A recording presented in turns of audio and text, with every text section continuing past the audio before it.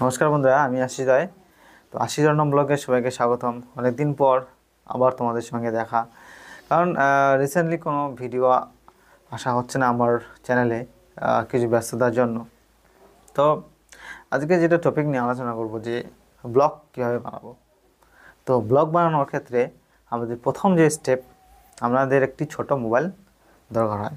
ছোট নয়, সরি, বড় একটি মোবাইল দরকার, অ্যান্ড্রয়েড সিস্টেম। কারণ একটি ফোন হলেই প্রথম আমরা ব্লগ তৈরি করতে পারি।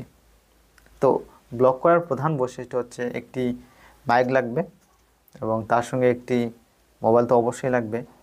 তারপরে কিন্তু আমরা ব্লগটা স্টার্ট করতে পারি।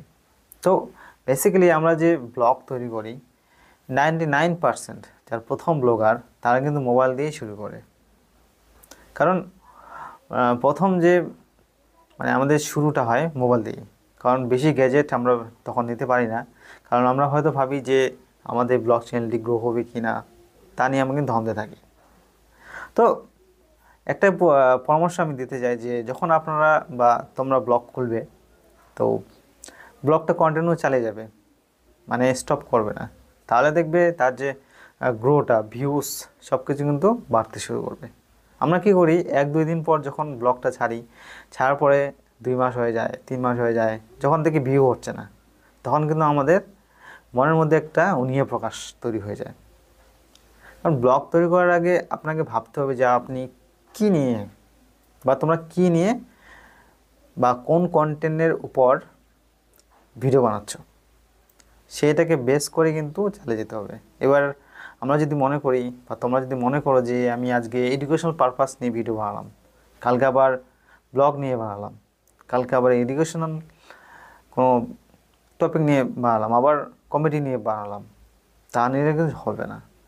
যে কোনো একটা টপিককে বেছে নিতে হবে। হয় ইনফরমেশন, যেমন মোবাইলের কীভাবে আপডেট করতে হয়, সিস্টেম, অনেক কিছু ব্যাপার থাকে, তো সেগুলো দেখার জন্য। আবার কেউ কোথাও ঘুরতে গেল, ট্রাভেলিং পারপাসে যে ব্লগ ভিডিও হয় সেটা।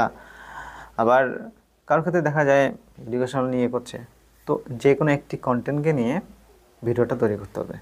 তাহলে দেখবে আপনাদের যে চ্যানেলটি গ্রোথ হওয়ার একটা বড় সুযোগ থাকবে আর কি। তো সেটাকে কন্টিনিউ চালিয়ে যেতে হবে। 1 মাসে 2 মাসে কোনো কিছু হবে না, প্রায় 2 মাস, 3 মাস, 4 বছর, 1 বছর, 3 বছর, একদিন কিন্তু চ্যানেলটি গ্রো হবেই। কিন্তু ভিডিও কন্টিনিউ ছেড়ে যেতে হবে। কারণ আমরা একটা সময় এসে উনিয়া প্রকাশ হয়ে যায় এবং তারপরে আমরা সব ছেড়ে দিই।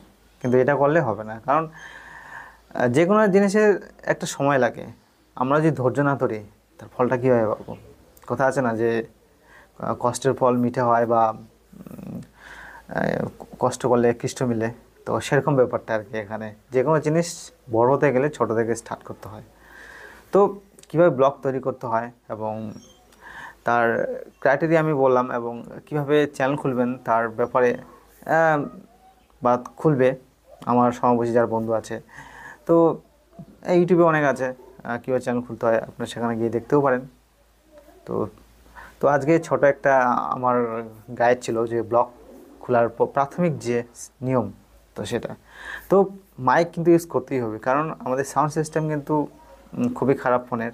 তো তার জন্য মাইক ইউজ করা খুবই প্রয়োজনীয়। দেখা হচ্ছে এখানে। আজকে ছোট একটি ব্লগ এখানে শেষ করছি, কিছু ইনফরমেশন দেওয়ার জন্য ব্লগ ব্যাপারে।